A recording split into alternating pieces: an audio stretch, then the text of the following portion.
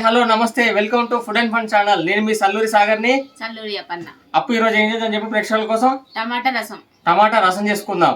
అది ఎట్లయితే ఒకసారి వాటికి కావాల్సిన పదార్థాలు ఏంటో చూసుకుందాం. టమాటా రసానికి కావాల్సిన పదార్థాలు: టమాటా, పచ్చిమిర్చి, ఉల్లిగడ్డ, కల్లెమాకు, ఎల్లిగడ్డ, పసుపు, జీలకర్ర, మెంతిపిండి, ఉప్పు, ఆయిల్. టమాటాలు కోసుకొని ఈ చిన్న చిన్న వక్కలు కోసుకొని ఇట్లా పిసుకోవాలి, కొన్ని వాటర్ పోసుకొని.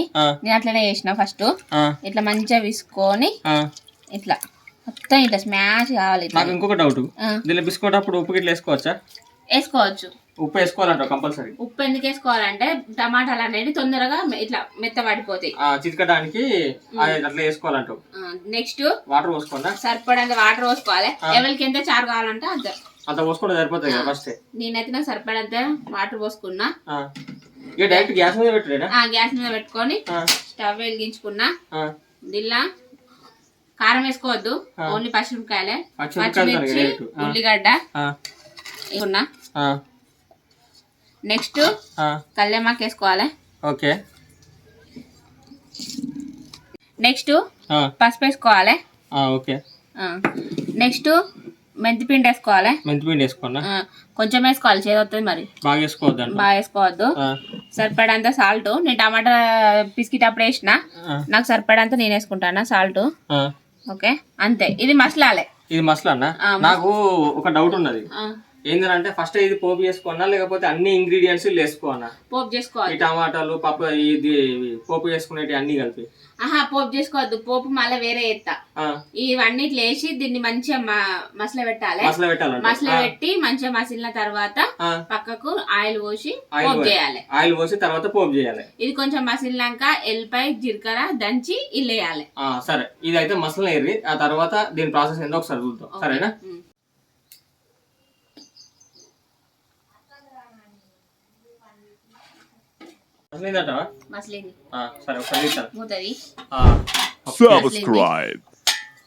కలుపు. ఇలా ఎల్లిపాయ, జీలకర్ర దంచిన ముద్ద వేసుకోవాలి. ఎల్లిపాయ, జీలకర్ర దంచిన ముద్ద వేసుకోండి ఇలా. ఓకే. మసిలినాకనే ఇట్లా మసిలిటప్పుడే వేసుకోవాలి. మసిలిటప్పుడు వేసుకోండి, తక్కువ వేసుకోవద్దు. మధ్యలో వేసుకుంటే ఇది ఘాట్ అనేది అంతా బయటికి పోతే మంచిగా ఉండదు, అందుకే ఇప్పుడు వేసుకోవాలి. ఈ ఉడకబెట్టిన చార్లనే వేసుకోవాలి. సరే, ఓకే. ఇది ఆఫ్ చేసుకొని మనం నెక్స్ట్ ఏం చేద్దాం? పోపు చేసుకుందాం. నెక్స్ట్ పోపు పెట్టుకుందాం. ఇదే చార్ని మసిలింది, దానిలో ఎల్లిపాయ, జీలకర్ర వేసుకున్న తర్వాత నూనె పోసుకోవాలి. ఓకే, ఒక 2 పావులు పోసుకోవాలి, సరిపోతుందా? చాలు, ఎందుకంటే చార్లకు కొద్దిగా ఆయిల్ ఎక్కువ ఉంటే మంచిగా ఉంటాయి కదా.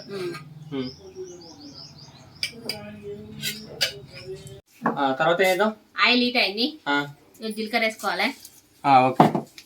కల్లెమాకు వేసుకోవాలి. నెక్స్ట్ 4 ఎల్లిపాయలు పోపులోకి వేసుకోవాలి. 4 ఎల్లిపాయలు వేసుకోవాలా? చాలా, అంతే కదా. అంతే. నెక్స్ట్ పసుపు వేసుకోవాలి. ఆల్రెడీ మనం చార్లు వేసినాం కదా, ఇంకా ఇలా కూడా పోపులు వేసుకోవచ్చు. అంటే లైట్గా వేసుకోవాలి ఇలా కొద్దిగా. పసుపు, ఇలా కూడా చిక్కడంతా మెంతిపిండి. మెంతిపిండి కంపల్సరా? అల్లా ఉన్న ఇల్లు రెండిట్లో వేసుకోవాలా? సరే, ఒకసారి కలిపి అంతే.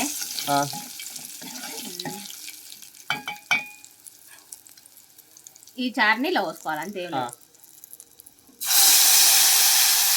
నాకు డౌట్, ఈ చారుని ఇలా పోసుకునేటప్పుడు గ్యాస్ ఆఫ్ చేసుకోవాలా లేకపోతే డైరెక్ట్ పోసుకోవచ్చా? పోసుకోవచ్చు, వేడి మీద పోసుకోవాలంటావు. ఎందుకంటే కొంచెం మసులుతుంది అట్లా. అంతేనా? అంతేనా? ఇంత సింపుల్ అండ్ ఈజీ. ఇది ఈజీ, చాలా ఈజీ. ఇది ఎండాకాలం అయితే తొందరగా తినడానికి అని ఈజీగా ఉంటుంది కదా. మెయిన్ గా ఎండాకాలం తినడానికి అయితే టమాటా రసం చాలా మంచిగా ఉంటది. ఓకే, నువ్వు పోయి ఒకసారి ఇగో ఈ పోపు పెట్టినది ఇలా పోసుకుందాం. డైరెక్ట్ ఇలా పోసుకోవచ్చు కొద్దిగా చల్లారిన తర్వాత. ఇప్పుడు మొత్తానికి అయితే టమాటా రసం రెడీ అయిందంటావు. రెడీ. ఇది కొంచెం మసాలా పెట్టుకోవన్నా? అవసరం లేదు, ఇక అవసరం లేదా? రెడీ అయిపోయింది అంటావు మొత్తానికి అయితే. ఈ టమాటా రసం అనేది ఎన్ని రోజుల వరకు ఉంటది మనకు ఇంట్లో? దీంట్లో పప్పులు ఇట్లా ఏం వేసుకుంటలేం కాబట్టి 2 రోజులు నిల్వ ఉంటది. 2 రోజులు ఉంటది అంటావు.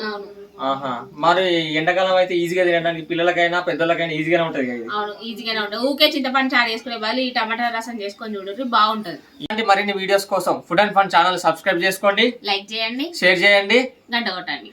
Signing off Salluri Sagar. Challuri Aparna. Subscribe.